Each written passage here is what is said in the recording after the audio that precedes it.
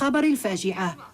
وفاة الزوجة غرق رفقة أبنائها، والزوج ما زال تحت هول الفراق.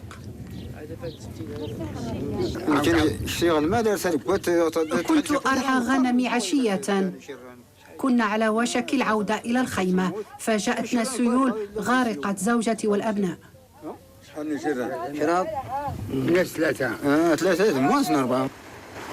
عندما أرعدت وتلبدت السماء بالسحب، بدأت السيول تجرف في طريقها كل شيء.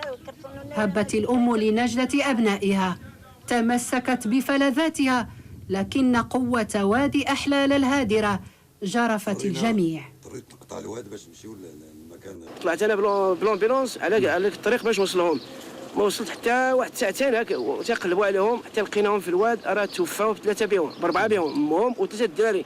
كان امهم واحد دري صغير والاخرين ما بيناتهم كيلومتر ونص ما بيناتهم. الطريق هنا الناس راه كتعاني بزاف، الناس كتمرض هنا، ما كاينش اللي يعني لي زورجونس المستوصف بعيد من هنا 3 ديوس، يعني كاين شي واحد يمرض ولا وقع له شي حاجه راه بزاف صراحه. يعني كنتمناو من الله ان شاء الله ومن المسؤولين انهم يديروا شي حاجه لهذه المنطقه. وصراحه بالنيابه على هذه المناطق كامله كنبلغ تعازيه الحاره لهاد الناس هادو. بحرقة وأسى ودع الدوار الأم وأبنائها، كانوا نعم الجيرة رغم أنهم كانوا كثير الترحال.